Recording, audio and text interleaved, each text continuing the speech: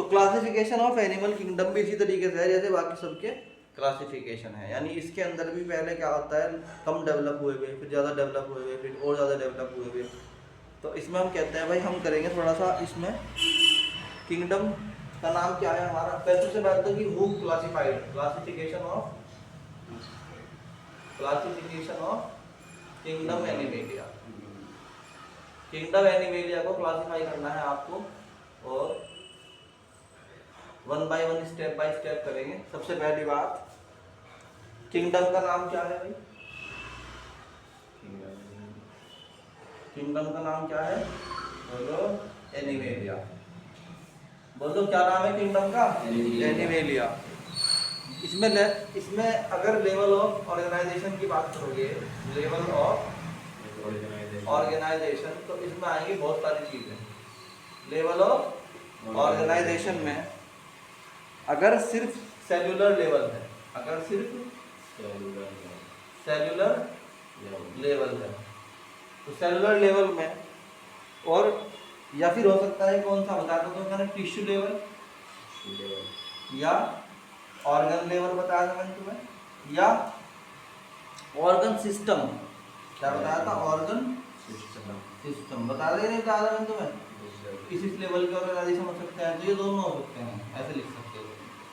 ये पेपर में दूंगा मैं, टेस्ट में, समझ में आई बात, हाफ ईयरली वाला में दूंगा कि भाई ये क्लासिफिकेशन बताओ हर एक का, 5 नंबर में यही है बस।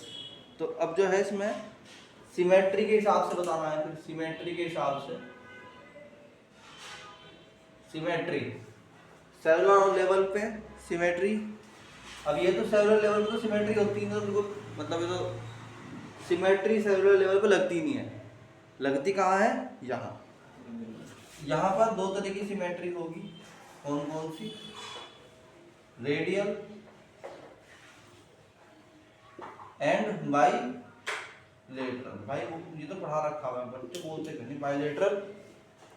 उसके बाद अगर रेडियल सिमेट्री है तो क्या होगा, और पैरासेलुलर लेवल पे ले लो, तो यहाँ तक तो लेवल कंप्लीट हो गए हमारे। अगला लेवल हमारा है बॉडी कैविटी और सिलोमेट है कि नहीं है।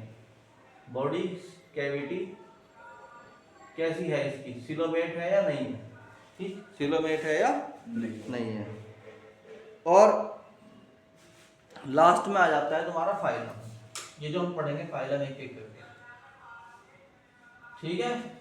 तो सेलुलर लेवल पे ना तो सिमेट्री होती और ना ही बॉडी कैविटी होती, उसमें सीधे ऑर्गेनिज्म होता है और उसको बोलते हैं पोरीफेरा। पोरीफेरा। मैं कहता हूँ कि पूरे चैप्टर में याद करने से बेहतर है कि तुम इसी से याद कर लो, है ना। जब तक ये क्लासिफिकेशन याद नहीं है तब तक कोई फायदा नहीं। आई बात समझ में। जो रेडियल होते हैं उनके अंदर भी बॉडी कैविटी, बोलो भाई, नहीं होती। इनके अंदर सीधे सीधे क्या होते हैं, दो ही फाइला है इनके अंदर। एक है नाइडेरिया, क्या होते हैं, नाइडेरिया, कोलेंट्रेटा भी कहते हैं इसको, कोलेंट्रेटा भी कहते हैं इसको। सब समझाऊंगा एक एक करके। और दूसरे वाला जो इसमें है दैट इज टेनोफोर्स।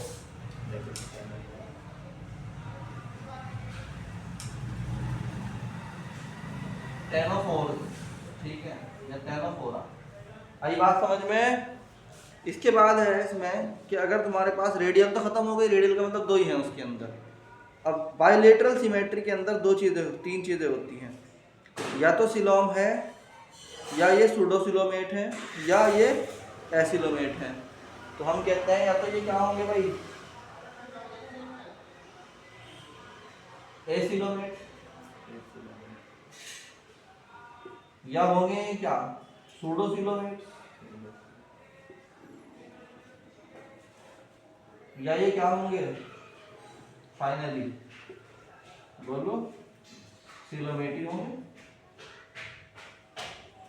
अब जो एसिलोमेट्स हैं उनके एक ही फाइला है, एंड दैट इज प्लेटीहेलमिन्थिस। प्लेटीहेलमिन्थिस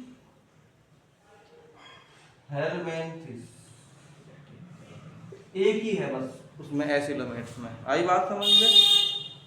और जो तुम्हारे फाल्स वाले हैं यानी सूडोसिलोमेट्स हैं, इसके अंदर आता है एस्केलमिंथिस।